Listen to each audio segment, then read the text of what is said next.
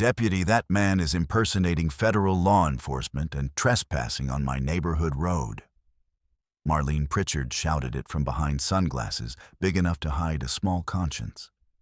She stood at the mouth of my gravel drive in white capris and golf club pearls.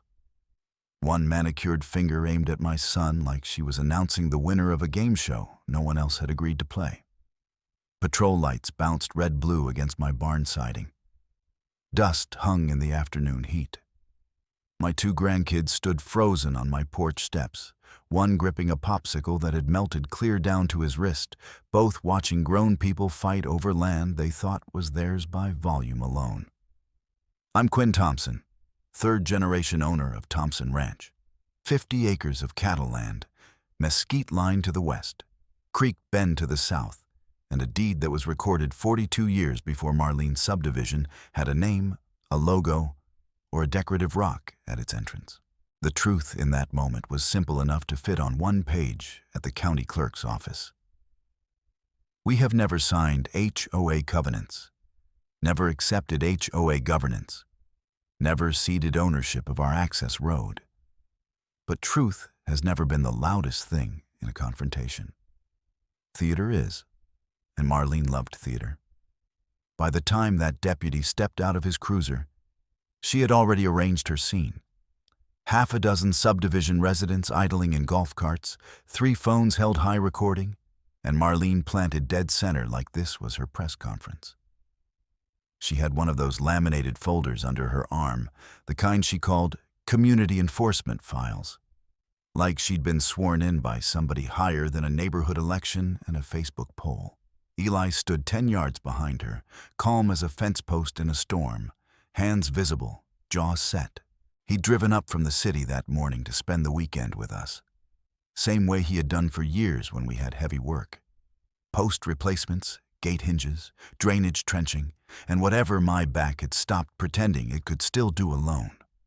If you looked at him in that moment, you'd think he was carved out of patience. If you looked at Marlene, you'd think patience was a violation she could fine. The deputy asked, "Ma'am, can you lower your voice and let me sort this out?" She lowered it exactly half an inch. "He flashed a fake federal badge at residents and told people they had to leave this road. This is an HOA common route." My laugh came out before I could stop it. Dry, tired, unbelieving. "Deputy, this is Thompson Ranch access. Always has been. We've got deed copies in the house if you need them." Marlene snapped her head toward me. "You are not in compliance with this community." I looked at her over my glasses. "I am not in your community." That had been the whole argument for the last 2 years, ever since Cedar Glen Estates went in on the old hay tract bordering our north fence.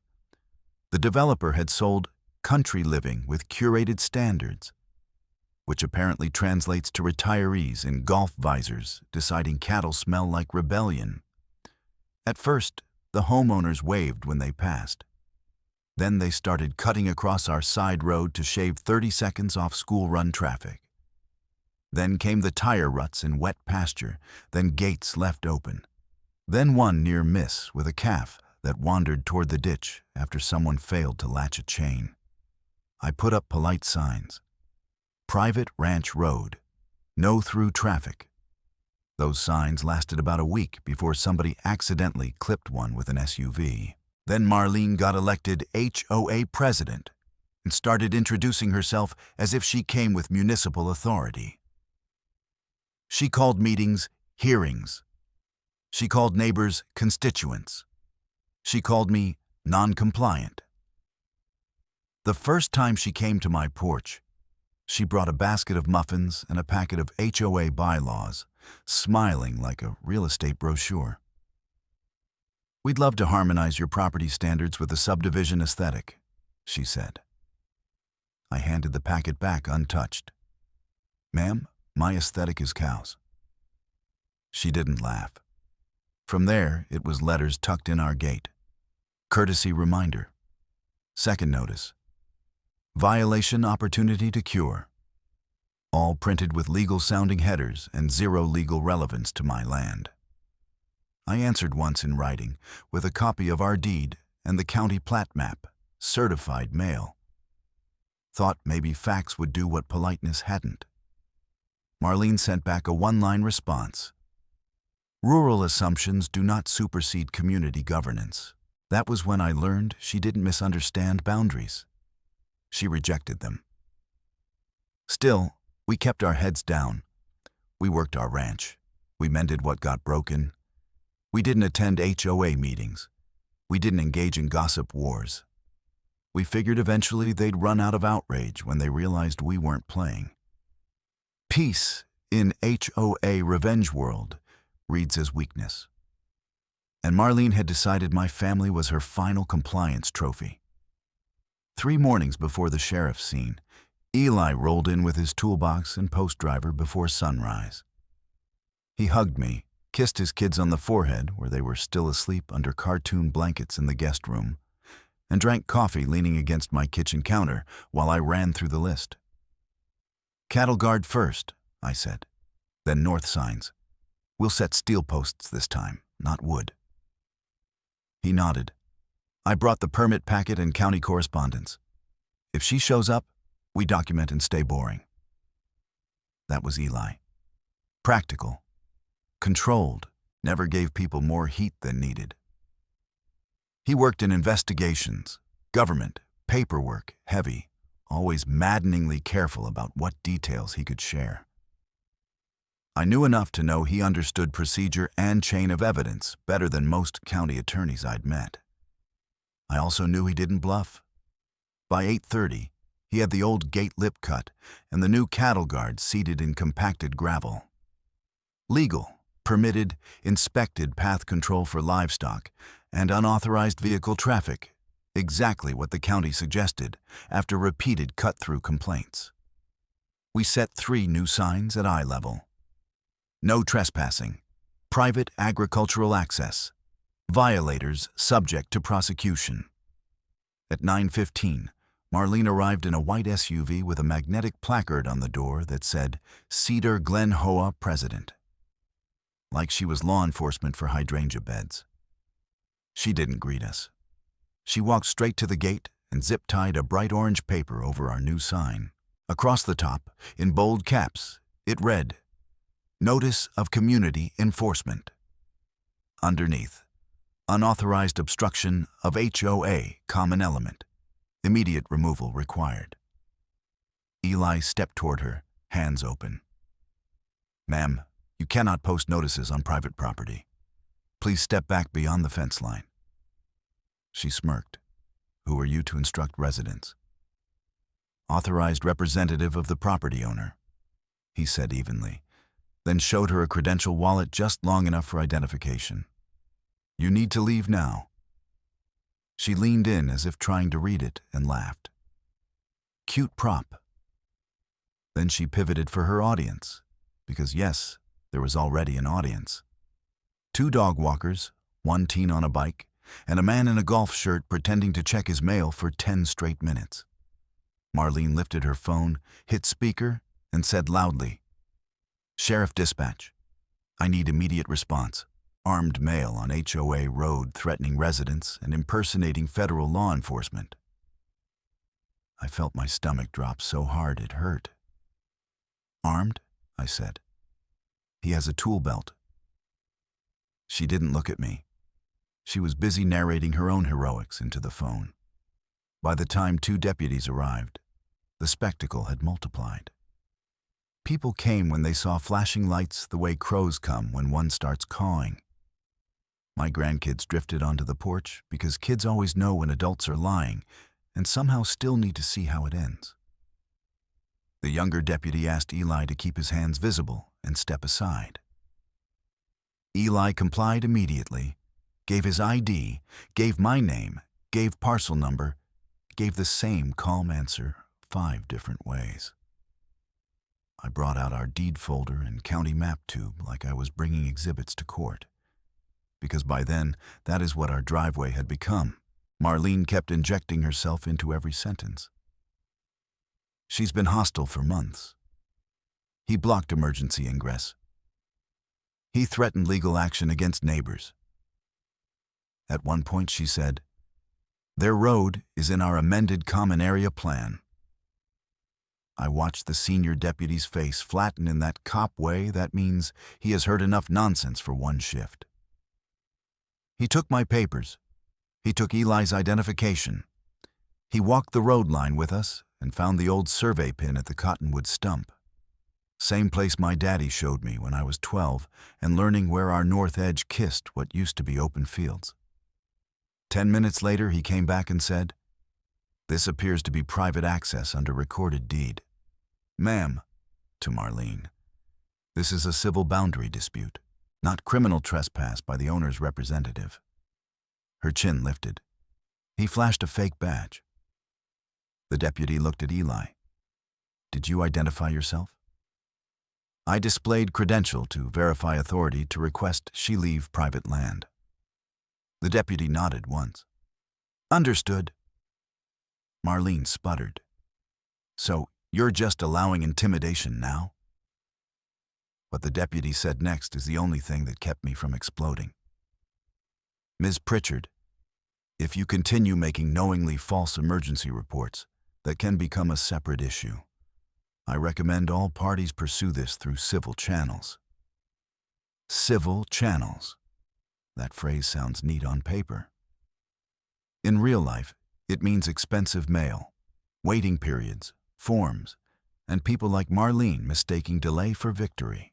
When patrol cars finally rolled out, Marlene stayed behind long enough to smile at me like she had just warmed up. "You can still avoid escalation," she said. "Sign the compliance agreement."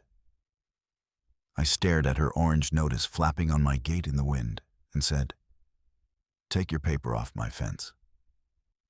She didn't. Eli cut it down with a utility knife after she drove away. That evening, we ate dinner at my table with the windows open to the south pasture and the smell of rain coming over dry grass. Nobody talked much. My daughter-in-law kept glancing toward the driveway every time headlights passed on the county road. My grandkids asked if the police lady was coming back. I told them no, with the kind of certainty adults borrow when we don't have it. After the kids were down, Eli and I sat on the porch with 2 untouched beers sweating between us. "She won't stop," I said. He didn't answer right away. "No, she won't. Not because of the road either." "Then why?" "Control," he said, "and precedent. If she forces one holdout to submit, everyone else gets easier." I rubbed my temples. "I don't have time for this circus. Calving starts in 3 weeks. We've got fencing on the east line already failing and feed costs up again. I can't spend every morning arguing over a road that's ours." "That's exactly what pressure campaigns are for," he said quietly. "Wear you down until a bad deal looks like peace." That was the real stake, laid plain between us. This ranch isn't a hobby parcel. It isn't nostalgia with tax deductions. It is our livelihood, our collateral, our family history, and the land my grandfather paid for with 20 years of dawn starts and 1 truck that barely ran downhill. If we signed HOA covenants just to end it, we would hand a private board power over ranch operations they don't understand. When we can move cattle, what vehicles can enter, what structures qualify as aesthetic, whether manure odor is a violation, whether a stock trailer is commercial blight. One bad vote at one board meeting, and we could be fined for doing the very work that keeps this place alive. And fines weren't the only threat. False complaints bring deputies to your gate with limited facts and high adrenaline. Confused drivers taking shortcuts through pasture can spook a herd straight through fencing. A cut wire on the wrong night can cost a calf by morning. Legal fees siphon money that should buy hay, vet care, equipment repairs. Stress erodes judgment, and on a ranch, bad judgment compounds fast.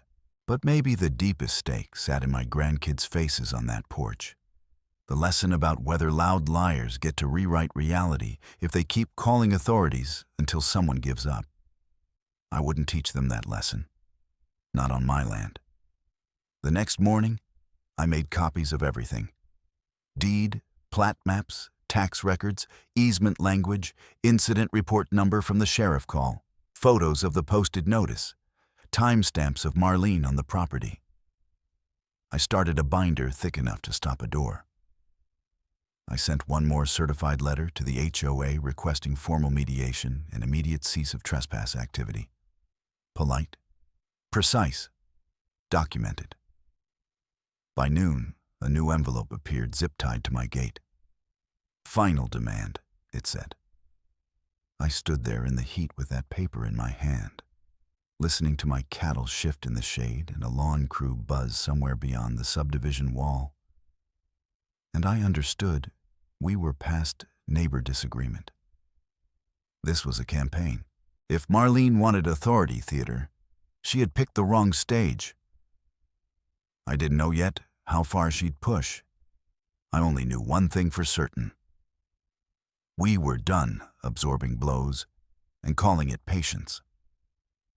I carried that final demand into the house, laid it on the kitchen table, and took a photo before I even unfolded it. That was the new routine. Photograph, timestamp, log, file. The paper was 2 pages of legal cosplay.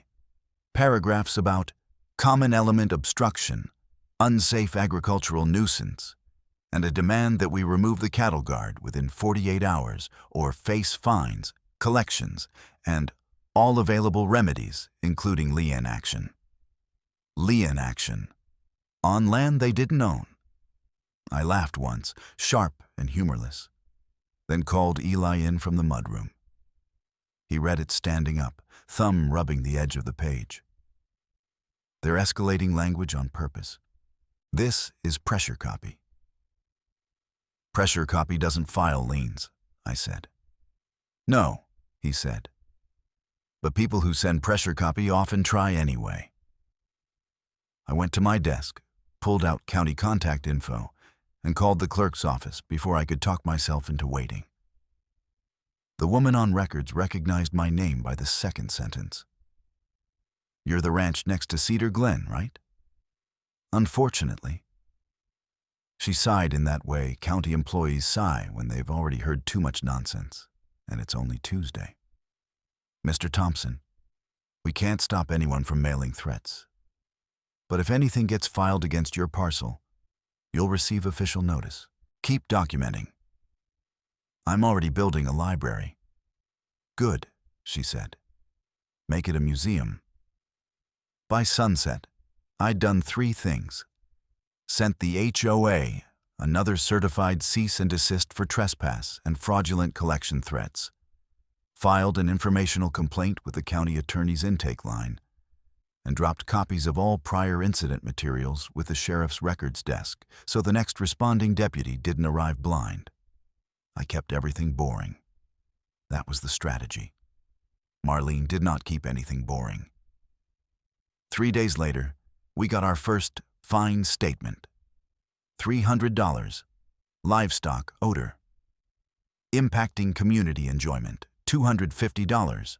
Unapproved agricultural structure. Hay shed. $150. Commercial vehicle presence. Stock trailer. Total due in 10 days.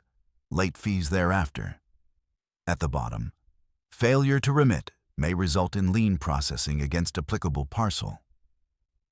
I propped that one against the coffee maker so I couldn't avoid looking at it, not because I believed it, because I needed to absorb the shape of what she was doing. This wasn't one argument about a road. She was building a paper stack designed to look official enough that banks, buyers, deputies, and scared neighbors might treat us like a problem property. I answered each line item in writing, same day. Livestock odor. Agricultural use permitted and primary under county zoning designation. Hay shed. Existing structure predates subdivision construction. Permitted under county file number redacted. Stock trailer. Personal ranch equipment not commercial fleet operation. Attached, deed excerpts, zoning letter, permit copies, photos with dates, county plat, and a short note requesting mediation with an independent neutral. Polite, precise, certified mail. Her response came through HOA counsel this time, on expensive letterhead. Cease and desist interference with community management operations. It accused me of harassing board members, defaming association leadership, and obstructing maintenance of shared access and greenbelt improvements. It demanded I stop threatening legal consequences for board entry onto HOA-adjacent corridors. I read it twice, then called the attorney whose name was signed at the bottom. Voicemail. I left exactly one message. Counselor, this is Quinn Thompson regarding your letter dated today.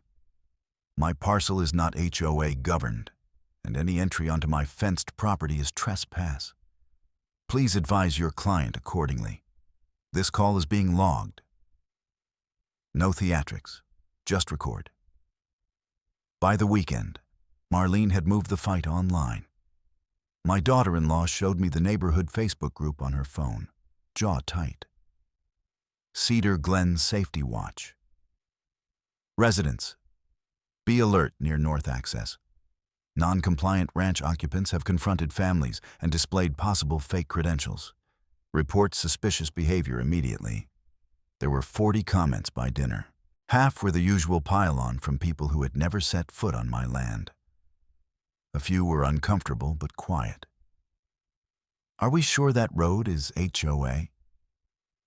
One man wrote, I've seen county markers there, might be private. His comment disappeared within the hour. Then came photos. Cropped shots of Eli carrying fence posts, captions like armed male patrolling. The weapon was a post driver. That night, I called the sheriff non-emergency line and asked to attach digital evidence to the existing incident number. Potential false public safety claims, I said. Pattern behavior. The dispatcher took it seriously. Email everything. Will append. By Monday, 2 things were true at once. The online noise was getting louder, and our actual ranch work was getting slower. I spent mornings drafting responses and afternoons fixing what people broke. Tire tracks through North Pasture, gate chain left unlatched, soda cans in the stock pond ditch. Nothing catastrophic, but each nuisance consumed time and attention, exactly as intended. Then Marlene sent a landscaping crew. I was mending a water line when I heard a gas-powered trimmer where no trimmer should be. I drove the mule up the north line and found 3 men in neon shirts cutting brush along my fence from the outside shoulder in, one already through the wire where our corner dipped near the drainage swale. "Kill it!" I yelled. One worker shut off his trimmer, startled. Another kept running a string cutter until I stepped between him and the post. "Who authorized this?" I asked. The foreman held up a work order on a clipboard. Cedar Glen Board, Greenbelt Restoration, North Corridor. I pointed at my survey stake 6 feet away. That corridor is my fence line. You just cut private fencing. He looked over my shoulder, saw the brand mark on our gate, and muttered something in Spanish to his crew. They backed off. I took photos of the damage, work order, truck plates, and GPS pin on my phone. Then I called the sheriff. Deputy Raines, the senior from the first day, arrived 20 minutes later, looked at the broken wire, the displaced post, and my binder copies, like he'd expected this exact scene eventually. "You want trespass and property damage report?" he asked. "Yes." He took statements from the crew. Foreman said they were told HOA owns to the ditch. Raines asked who told them. Foreman gave a company owner name and said all coordination came through Ms. Pritchard. As he finished writing, Marlene pulled up. Of course she did. She got out already, speaking at full volume. "Deputy, these workers are under board contract. He is interfering again." Raines held up a hand without looking at her. "Ma'am, stop. I'm taking a damage report." Her smile hardened. "On behalf of whom?" He turned, looked her dead on, and said, "The property owner." She pivoted to me. "Your manufacturing incidents." I pointed at the severed fence. "You manufactured that with hedge trimmers." She stepped closer, voice dropping syrup sweet. "You could end this. Sign the maintenance easement and community compliance annex. No fines, no friction, no more misunderstandings." There it was. Not confusion. Leverage. I said, "Get off my land." She did, but not before making 2 calls from her SUV. I know because 40 minutes later, dispatch phoned me asking whether an agitated outsider male was currently threatening HOA residents near North Access. Outsider male. Eli was in my barn, replacing a hinge at the time. That was the week the pattern crystallized. She'd push a boundary, we'd document and report, she'd counter-call law enforcement with a safety spin. And every response cost us time, money, or calm. Legal invoices started stacking on my desk. Initial consultation, demand response drafting, title review, injunction prep retainer. Feed bill due same week. Transmission on the ranch truck slipping. Calving supplies to order. One evening, I sat at my table doing math in pencil, crossing out numbers until they fit. My daughter-in-law came in quietly and set a bowl of stew down beside me. "You haven't eaten." "Not hungry."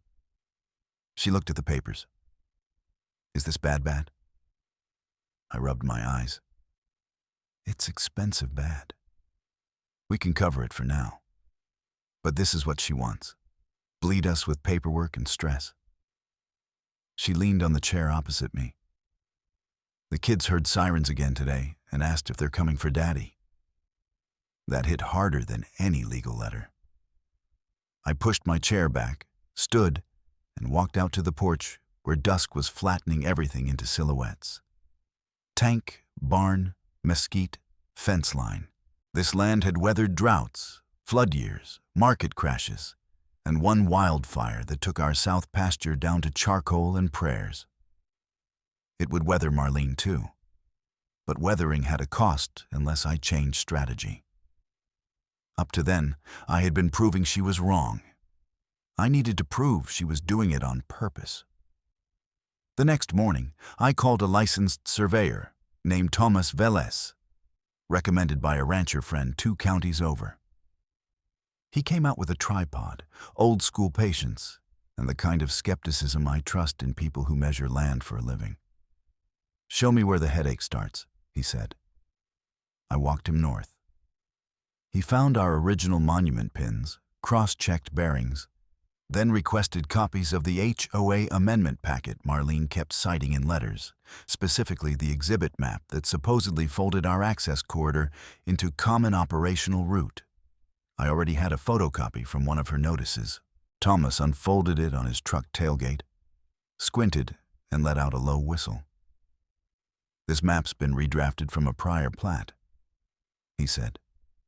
"In English?" "In English, this boundary call is wrong in a convenient direction." He tapped 2 points on the exhibit. "See this line?" They shifted reference from monument to centerline approximation, then treated the shoulder as controlled area. Looks technical, isn't. If this was submitted as if it were survey grade, it's misleading at best. He asked me for formal authorization to pull the county-recorded amendment filings and associated exhibits directly. I signed before he finished the sentence. 2 days later, he called me back to his office trailer near the highway and laid out 3 documents side by side. 1. Original subdivision plat, recorded years ago. 2. HOA amendment vote packet exhibit, stamped informational boundary schematic. 3. A later board memo citing that schematic as operational authority for maintenance and access enforcement. The schematic line swallowed our corridor, not legally, graphically, strategically. Tomas didn't dramatize. They used a non-binding diagram to imply control where none exists, then acted on it like deed authority. My hands went cold, then hot. Can that be challenged cleanly? Easily, if you have counsel and a judge who can read exhibits. Harder if nobody sees it. I saw it. Finally, clearly. This wasn't Marlene misunderstanding plats. It was boundary inflation dressed up as governance. I left Tomas's office with a certified preliminary survey packet and a headache behind my eyes from clenching my jaw for too long. Eli was waiting at the ranch when I got back, sitting on the tailgate with 2 folders and that same measured look he gets when he's about to say something he'd rather not. "How bad?" he asked. I handed him Thomas's packet. He flipped pages, paused at the overlay comparison, and exhaled through his nose. "Yeah, that tracks. You don't sound surprised." He looked out at the pasture before answering. "Because I've been seeing adjacent pieces." "Adjacent to what?" He was quiet for a few seconds. Then he made a decision right there. I could see it happen in his face. "Dad, I need to tell you something I've kept compartmented." I sat down beside him. "I'm not just in investigations," he said. "I'm a federal special agent with USDA Office of Inspector General." I stared at him. USDA OIG. He nodded. "My unit works grant fraud, procurement abuse, false statements tied to federally funded programs. I didn't tell you specifics because I can't discuss active matters casually, especially with family directly in civil conflict." I felt 2 things at once: pride and irritation. "You let your mother think you push papers." A ghost of a smile. "I do push papers, very aggressively." "Is Marlene in one of your cases?" "Not as a named target I can discuss," he said carefully. "But contractors repeatedly approved by Cedar Glen's board are on a review thread tied to wildfire mitigation grant reimbursements, irregular billing patterns, duplicate scope claims, sign-offs that don't match field conditions. Wildfire mitigation." My chest tightened. We'd all lived through that fire year. Money meant to reduce risk, getting skimmed through neighborhood contracts made me feel physically sick. He kept his voice even. "I'm not here in an official capacity on your property dispute. I need that line clear. But I can tell you this. Your instinct is right. This is pattern behavior, paper manipulation, authority overreach, pressure tactics, narrative control." I looked down at my hands, calloused and dirty, and suddenly trembling with anger that had nowhere immediate to go. "So what do we do?" He turned one of his folders toward me. Inside was a checklist in his handwriting. "Civil counsel. File for temporary restraining order, trespass, and false lien threats. Sheriff packet. Consolidated chronology, exhibits, call logs, social posts, damage photos. County, formal complaint, fraudulent collection practices plus boundary misrepresentation. Preserve evidence, no verbal-only exchanges, body cam requests when possible, all contacts in writing." "Boring," he said. "Documented, unimpeachable." "Deliberate," I said. "Exactly." For the first time in weeks, I felt my breathing settle into something like control. Not victory, not yet. But direction. That evening, we set up at my kitchen table like a war room for people who believe in paperwork more than shouting. I labeled tabs. Eli built a master timeline down to the hour. We drafted affidavits while the house went quiet and pasture wind rattled the pecan branches outside. At midnight, I signed engagement papers with a litigation attorney out of town, someone with zero social ties to Cedar Glen, and authorized immediate filing for injunctive relief. At 12:37 a.m., I slid the final packet into a banker's box and wrote across the lid in black marker, Thompson Ranch, evidentiary record. If Marlene wanted stage lights and spectacle, she was about to meet certified copies, sworn statements, and a judge's signature. And this time, we weren't waiting for her next move. At 12:52 a.m., Eli hit send on the injunction filing from my dining room table, and for about 30 seconds, the house felt still. Then my phone buzzed. Unknown number, county prefix, followed by an email stamped 12:52 a.m. with the subject line, recording alert. Action required. It wasn't a live call. It was an after-hours voicemail from Mountain Plains Title Services tied to that alert. I hit play on speaker. A clipped male voice said, Mr. Thompson, this is Mountain Plains Title Services. We received a same-day recording notice tied to parcel 17-443-09. There appears to be an assessment claim against your property from Cedar Glen HOA. We need clarification before we proceed with your pending equipment refinance. Please return this call at opening business hours. I stared at Eli. He was already opening his laptop again. Yesterday, before we even filed. I gripped the back of my chair hard enough my knuckles hurt. That lien is fraudulent. We are not HOA governed. By 1:30 a.m., our attorney had drafted emergency letters to title and our lender disputing lien validity and attaching deed evidence. By 2:10, Eli had added a new tab to the evidence index, Financial Interference / Recorded Claims.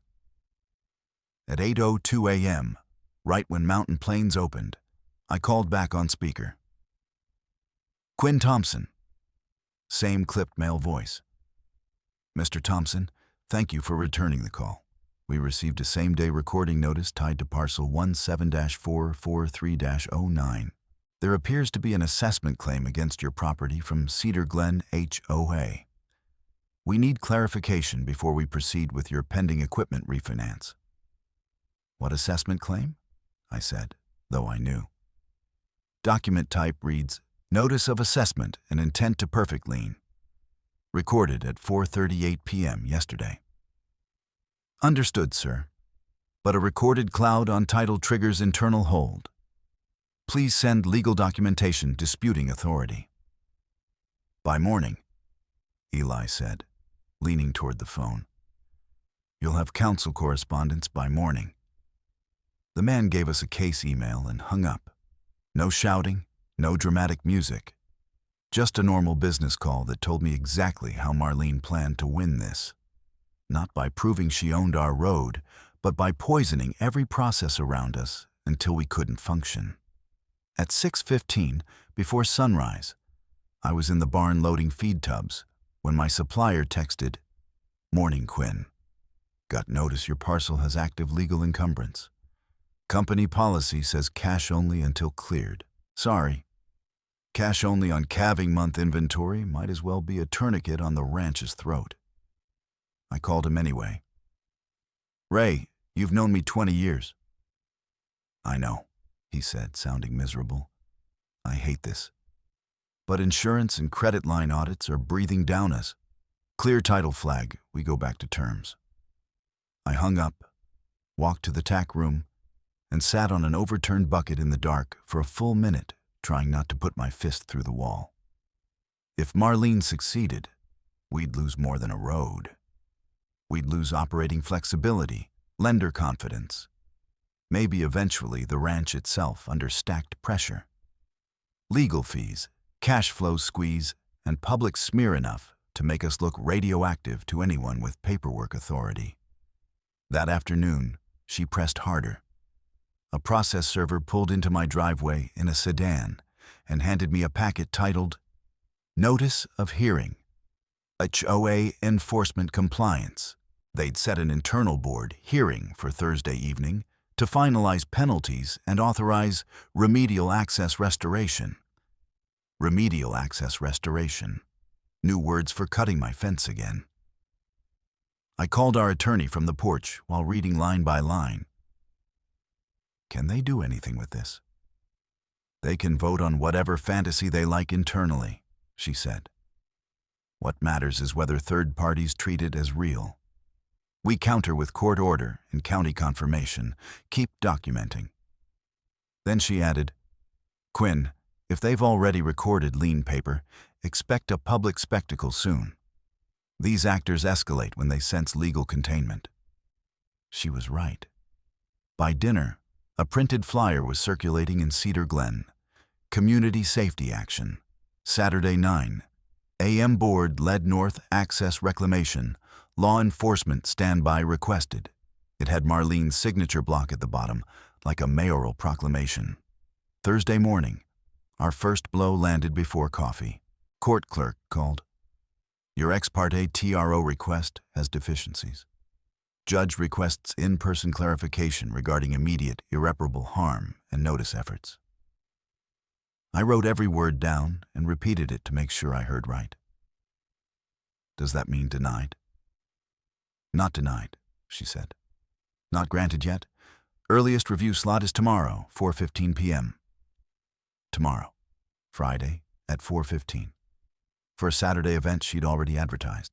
That wasn't a legal loss, but it felt like one. We had done everything by the book, and the book still ran on courthouse clocks. At 10:40 a.m., the second blow hit. My neighbor from the West Tract, old Ben Ortega, called breathless. Quinn, you need north pasture now. I got one of your red heifers down by County's shoulder. Looks bad. I don't remember hanging up. I remember running. The north chain gate was open. Chain dropped, latch bent backward. Tire marks cut across damp soil where no vehicle should have been since Tuesday's rain. Our heifer, tagged 27B, had pushed through toward the roadside culvert and been clipped by a pickup. Not killed instantly. Broken foreleg, deep chest trauma, shock. Our vet arrived in 15 minutes and still shook his head after 5. I held her halter while he administered euthanasia. She was 3 years old and heavy with our best spring line. Financially, it was a loss. Operationally, worse. Emotionally, it felt like someone reached into my livelihood and twisted. Deputy Raines came again, photographed latch damage and tracks, took Ben's statement, took mine. Any camera coverage here? He asked. Not on that corner yet. He nodded, unhappy. Without direct visual, we document criminal mischief and negligent gate breach unknown person. Given ongoing dispute, I'll cross-reference prior incidents. Unknown person. Again. By afternoon, social media had already turned it into our fault. If ranch animals are dangerous, maybe they shouldn't be by a family road. HOA warned him to secure access. I wanted to throw my phone into the stock tank. Instead, I screenshotted every post and saved the URLs.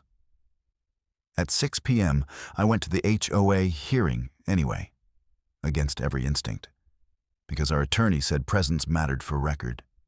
She joined by video. Eli sat beside me in the back of Cedar Glen's clubhouse while Marlene called order with a gavel she absolutely did not need.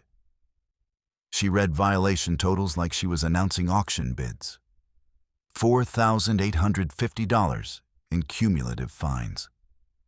Recommendation to authorize lien perfection and self-help restoration of North Access. When our attorney's turn came, she spoke calmly into the room speakers. Thompson Ranch is outside HOA jurisdiction. Continued collection attempts constitute potential fraudulent practices. Any board entry onto Thompson parcel after this notice will be treated as intentional trespass. Marlene smiled at the camera. Council's rural theatrics are noted. Then she called for vote. 4 board members present. 3 yes. 1 abstain, visibly pale. Motion passed. I stood to leave before I said something useful to no one. Eli touched my sleeve, a quiet warning and support at once. In the parking lot, under those decorative string lights they call community charm, I finally broke. "I'm losing cattle while she runs committee theater," I said, voice raw. "We file, we document, we do everything right, and she keeps moving first." Eli didn't give me the usual strategic answer. He just said, "I know." For the first time since this started, I believed we might still lose, even if truth was on our side. That night, after everyone went quiet, I found Eli's wife sitting alone on the back steps, knees pulled up, phone dark in her hand. Her name is Hannah. She had been carrying this whole mess with us while raising 2 kids in a house where sirens had become a sound cue for fear. "You okay?" I asked. She gave a small laugh that cracked in the middle. "No." I sat one step below her and waited. She spoke to the dark pasture, not to me. I used to think Eli's calm meant safety, like if he stayed level, the world would level with him. She pressed her thumb into her palm, hard. Now I watch him be calm while people lie about him to police, and I can't tell if that calm is strength or if he's disappearing into work mode and leaving us behind. I stayed quiet. She kept going, words gathering speed. When he first joined federal service, there was this training period where he couldn't tell me details. I understood the rules. But one night he came home with a split lip and said he walked into a cabinet. She shook her head. He thought I believed him. I didn't. I just learned that loving someone in this line of work means sometimes getting half-truths for your own protection. Wind moved through the pecans. She wiped her face and looked almost angry at herself for crying. "I hate that this is happening at your ranch," she said. "I hate that the kids ask if Daddy's in trouble. I hate that part of me wants him to stop helping and take us home where it's boring and no one knows our name." Her voice dropped. "And I hate that if he did that, I'd resent him for leaving you to fight alone." That was the most honest sentence I'd heard all week. She drew a long breath, then said what was underneath all of it. "I'm scared he'll do the right thing in exactly the right way and still get hurt by someone who lies better." I put my hand over hers. "You get to be scared." She nodded, tears fresh now. "I feel guilty for being scared. Like I'm adding weight when everyone's already carrying too much." "You're not adding weight," I said. "You're naming it." She leaned forward, elbows on knees. "I love him, but I don't always know where the man ends and the badge begins when things get like this." There it was. Love without sentimentality, just truth and cost. When she finally stood, she looked steadier, not because anything was fixed, but because she'd said the hard part out loud. "Tell me what I can do tomorrow." "Keep the kids with you in the house if vehicles show up," I said. "And if I start matching Marlene's volume, remind me who I am." "Deal," she said. Friday moved like a wire pulled too tight.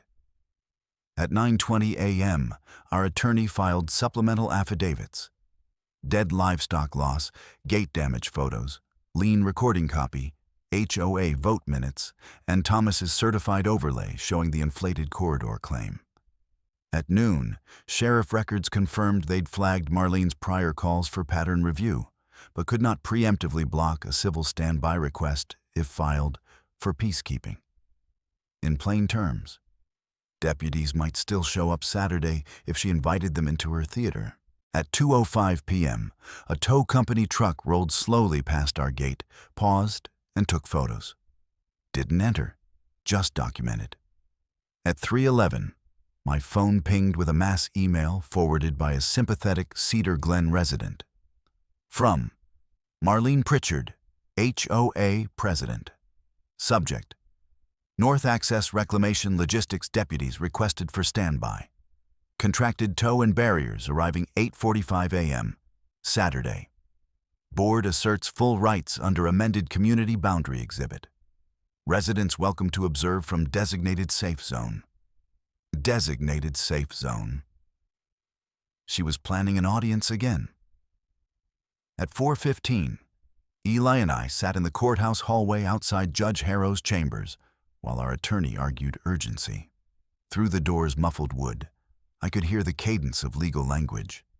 Irreparable harm, likelihood of success, balance of equities, status quo preservation.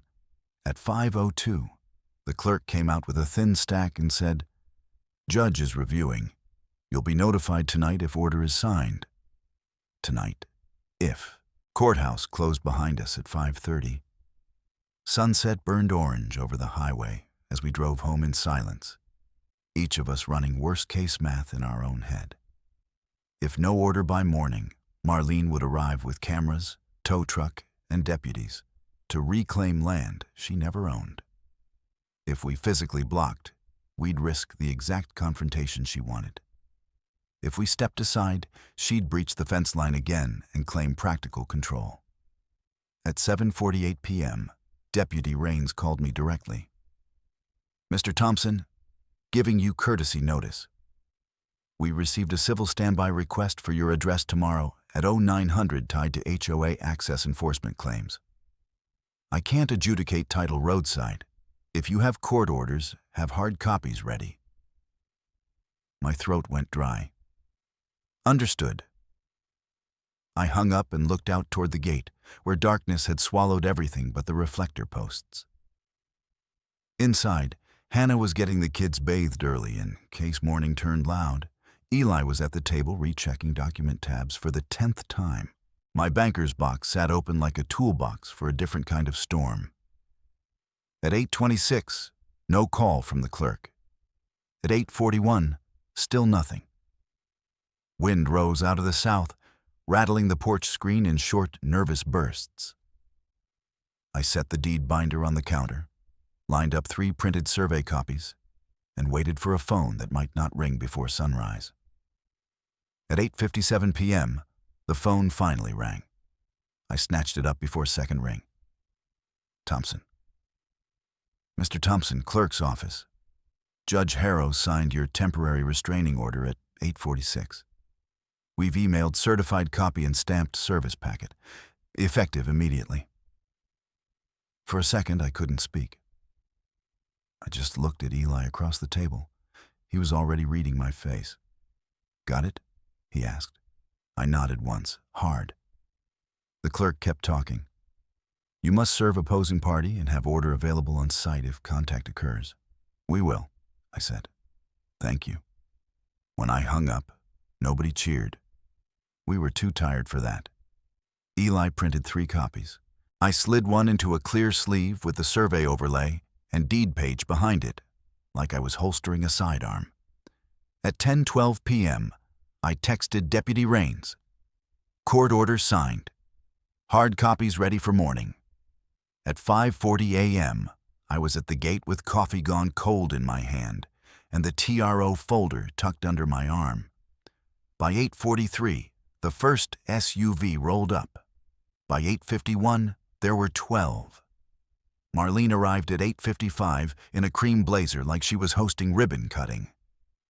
Behind her, an HOA tow truck, 2 men unloading portable barriers, and a cluster of Cedar Glen residents filming from what she had called the safe zone on her email. At exactly 9:02, 2 sheriff cruisers came in slow, dust lifting behind them. Deputy Raines stepped out of the lead unit, one hand resting on his vest, expression already exhausted. A second deputy stepped out of the trailing unit and held back near the shoulder. Marlene moved first, voice bright and loud for the phones. "Deputy, thank you for attending. We're here to execute board-authorized restoration of community access and remove unlawful obstructions. The armed individual from prior incident," she pointed at Eli, "is again present and should be detained if he interferes." My pulse hit my throat. But I remembered Hannah's words. If I start matching Marlene's volume, remind me who I am. So I stayed where I was. I let her finish. Then I stepped forward, folder open. Deputy Rains, Quinn Thompson, property owner. Before anyone takes another step, I need this entered on record. I handed him the top page. He scanned the heading, then flipped to the judge's signature. Temporary restraining order. Marlene laughed too loudly. That can't be valid. We have board authority. Rains held up a hand toward her without looking away from the paper. Ma'am, quiet while I read. The crowd noise thinned. You could hear the tow truck engine idling. Rains read aloud, because that's what good deputies do when they know a scene is being filmed. Respondents Cedar Glen HOA, and agents are restrained from entering, altering, removing, or claiming control over parcel 17-443-09 pending hearing. Includes North Access Corridor as described by attached survey. He turned to me. You got proof of service? Service packet ready. Process server en route to HOA office. Email service completed to listed counsel at 7:11 a.m. I handed him printed confirmations. Marlene's face tightened. This is procedural abuse. We weren't properly noticed. Eli spoke for the first time, calm and clear. You were noticed? Timestamp in deputy's hand. She snapped toward him. You do not speak in my proceeding. Rains looked up, flat. This isn't your proceeding. One of the towmen leaned out his window. We moving that great or what? Truck stays put, Rains said without turning. Marlene stepped closer to him, voice dropping into that syrup command tone she used on contractors. Deputy, you are witnessing unlawful obstruction of a community route. I am instructing our vendor under board vote. Rains finally looked straight at her. I don't take instructions from HOA presidents. A few phones lowered right there. She pivoted to the crowd, hands out like she was pleading to a jury. Everyone, this is exactly the intimidation we've documented. They weaponize paperwork and... Ms. Pritchard. I kept my voice even. You're currently on my deeded land despite a court order. Step back to county shoulder. She ignored me and took 2 steps closer to the cattle guard. That was when Eli moved. Not fast, not aggressive. Just one deliberate step forward, clear of my shoulder where every camera could see him. He reached into his jacket, drew out his credential wallet, and flipped it open at chest height. On record, he said, voice carrying clean across gravel. My name is Eli Thompson. I am a special agent with the United States Department of Agriculture, Office of Inspector General. The air changed. You could feel it. He looked at Marlene, then at Deputy Rains. I am not acting here as local enforcement. I am serving notice as authorized federal personnel regarding records preservation obligations. From a document sleeve, he withdrew a single-page notice and extended it. Marlene Pritchard, as HOA President and Custodian of Board Communications, Contractor Approvals, and Reimbursement Submissions, you are hereby directed to preserve all relevant records, electronic and paper, concerning wildfire mitigation grant-related contracts, payment approvals, boundary exhibits used in enforcement actions, and prior law enforcement reports. Destruction or alteration after notice may constitute separate violations. Marlene stared at the page like it was written in fire. This is retaliation, she said. You can't ambush me with federal... It's not an ambush, Eli said. It's notice. Receipt acknowledged by your signature or deputy witness. She did not take the paper. Rains stepped in, took it, read the header, then said, I'll witness tender. Time 9:11. The second deputy activated his body mic with an audible click and repeated, Body cam active. Civil standby converted to order enforcement and documentation. Marlene's command voice cracked for the first time. This is absurd. You're all colluding with anti-community actors over landscaping invoices? No one said landscaping. Eli said quietly. That landed harder than shouting would have. Behind her, one resident whispered, "Wildfire grants?" Another answered, "What did she sign?" Marlene spun toward the tow truck and snapped, "Proceed. They can sort it in court." Raines took one step toward the driver and pointed to County's shoulder. "Sir, if your wheels cross onto this parcel after notice, you risk criminal trespass. Put it in reverse." The driver looked from him to Marlene, then put it in reverse. It beeped, backing out, loud and humiliating. Marlene started talking over everyone at once. Abuse, vendetta, you'll all be sued. Words tumbling now, less command than panic. Raines asked her twice to lower her voice.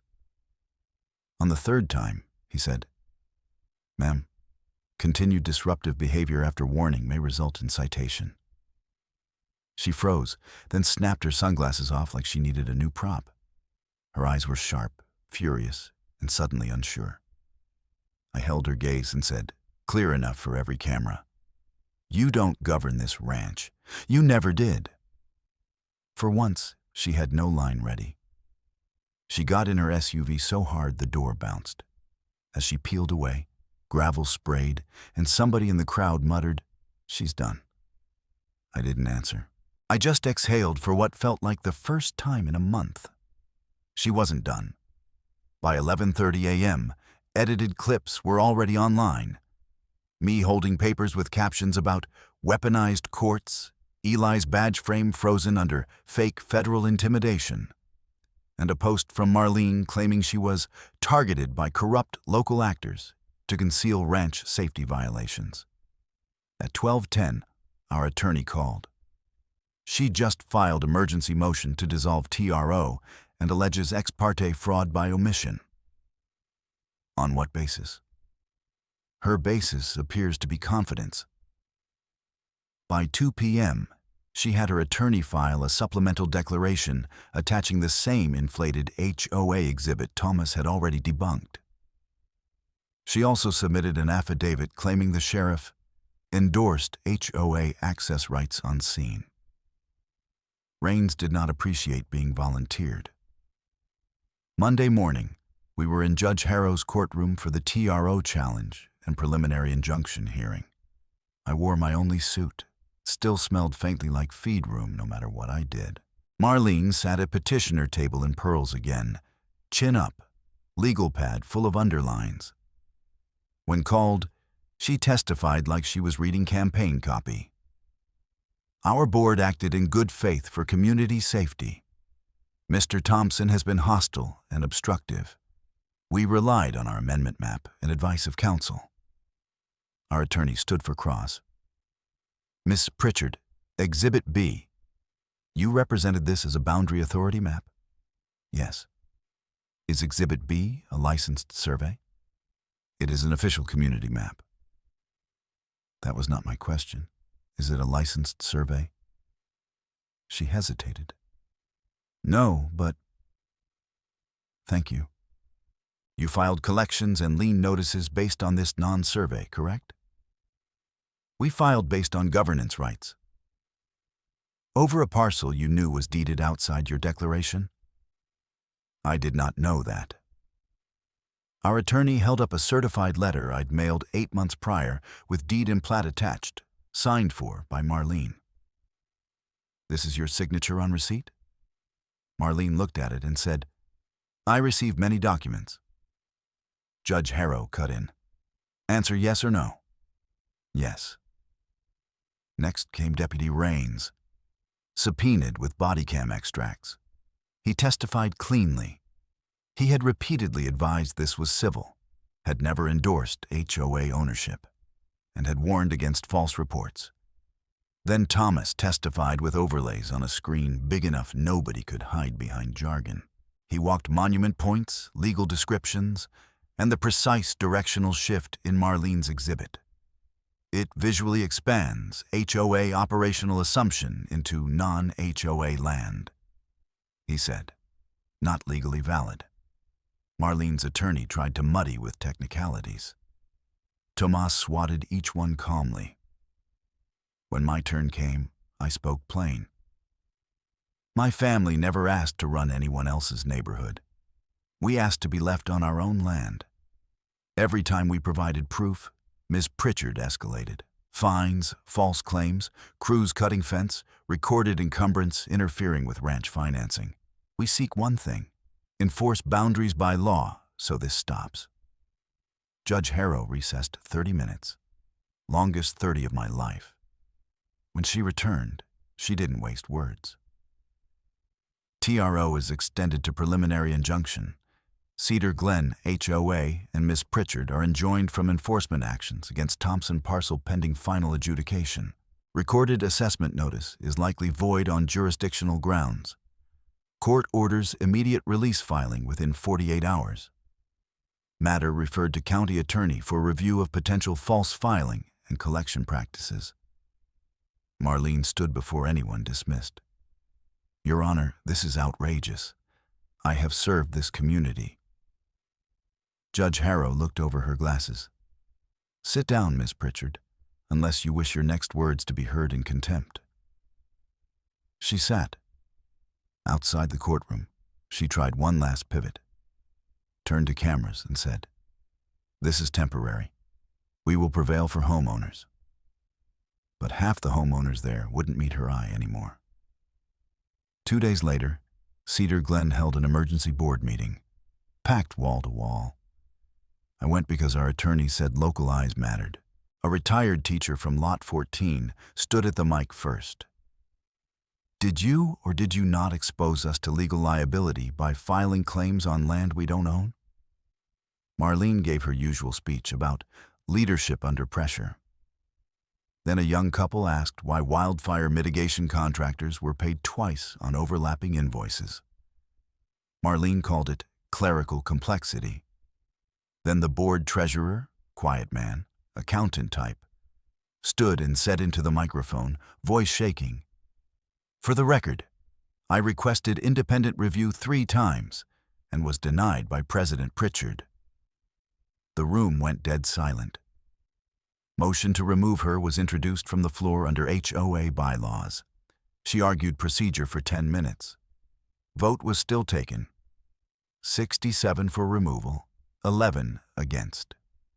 She held her gavel like it might still mean something, then set it down and walked out through a side door while people who used to clap for her stared at their shoes. Earned, not sudden. The next morning felt strange, in the best way. No engines at the gate. No bright envelopes zip-tied to wire. Just wind and cows and the clank of a loose latch I could fix without opening an evidence app. At 9 o'clock, I drove to county records with our attorney. Clerk printed the release instrument voiding the HOA assessment notice and slid it across the counter. Clouds lifted, she said. I put my palm on the page like checking for fever. You sure? She stamped 3 certified copies and smiled. As sure as ink gets. From there, we drove to Sheriff Admin. Captain Lewis met us in a beige office that smelled like copier toner and old coffee. He handed me a 1-page advisory. Dispatch flag added, he said.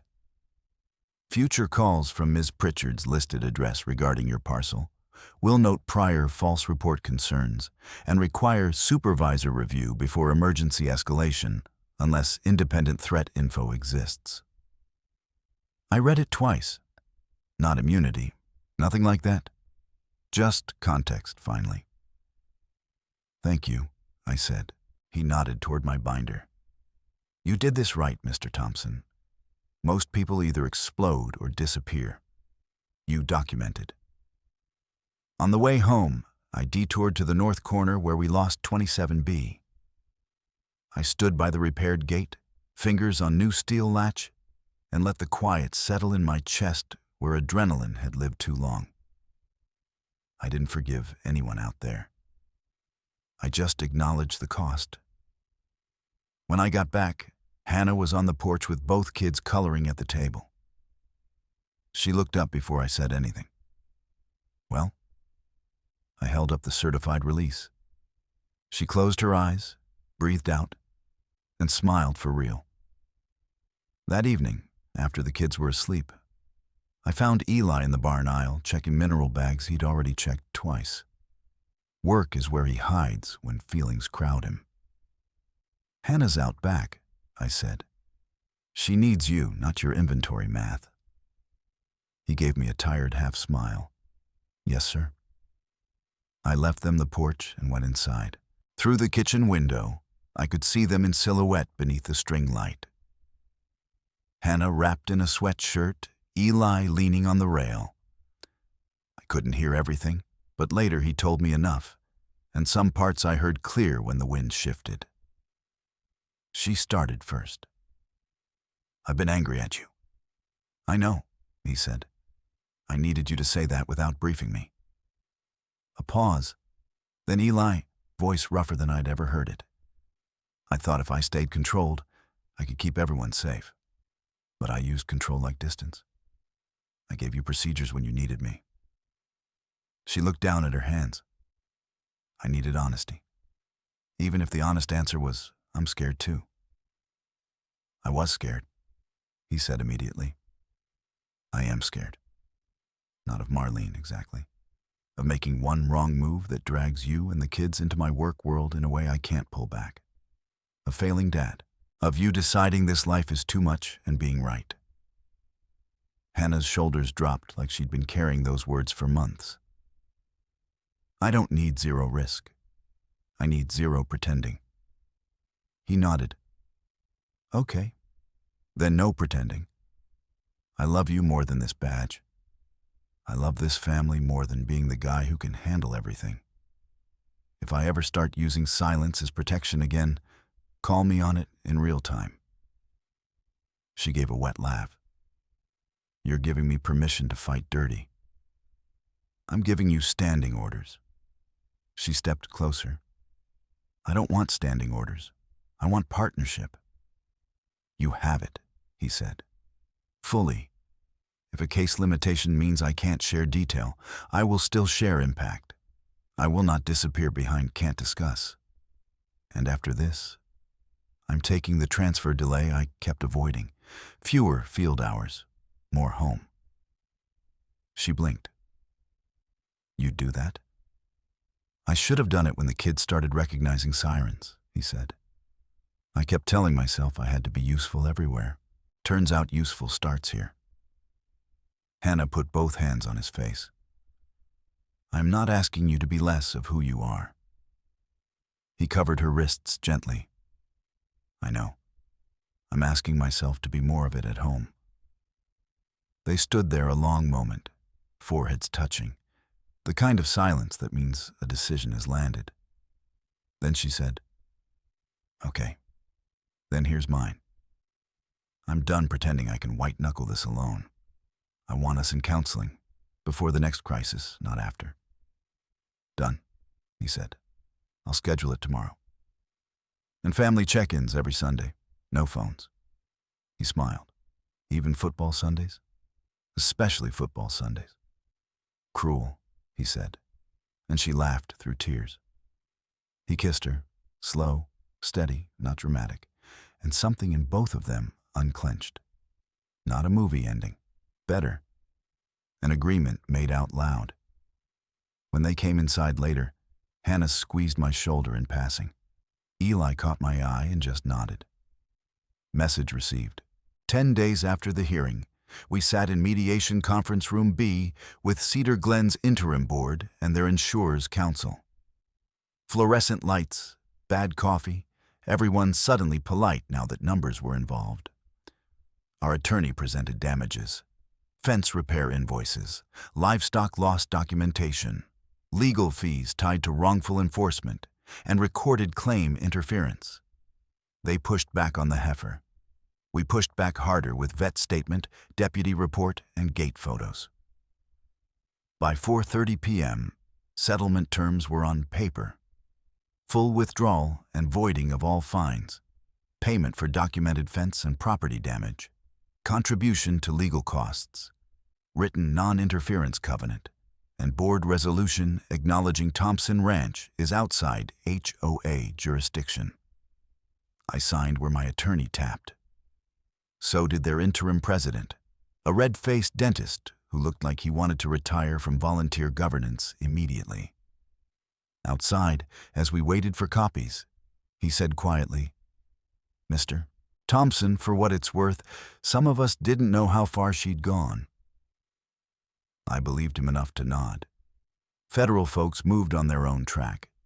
Eli never gave me details he couldn't, and I never asked beyond what he offered. One evening, he did say, "Records preservation notices matter because they freeze panic shredding." That was all. A week later, I drove past Cedar Glen Clubhouse and saw a cardboard box of old HOA signage by the curb. On top sat Marlene's laminated community enforcement placard, cracked down one side. At the ranch, ordinary returned in pieces. I replaced the last temporary wire on the north line with 4-strand barbed and steel T-posts sunk deeper than spite. We mounted 2 legal cameras at the corner gate. Not because I expected trouble, because documentation had become part of stewardship now. Saturday morning, Eli came out again. No patrol cars this time, just his old pickup and a thermos. He and I set a new sign together at the access entrance. Thompson Ranch, private agricultural road, no HOA jurisdiction. He held the post steady while I tamped gravel. "Too wordy?" I asked. He grinned. "Perfect." Around noon, the grandkids rode the fence line on ponies with Hannah walking beside them, calling out "heels down" and laughing when the little one lost a stirrup. Wind smelled like cut hay and sun-warmed dust. The south pasture cattle bunched at the trough, tails flicking flies, unconcerned with human governance.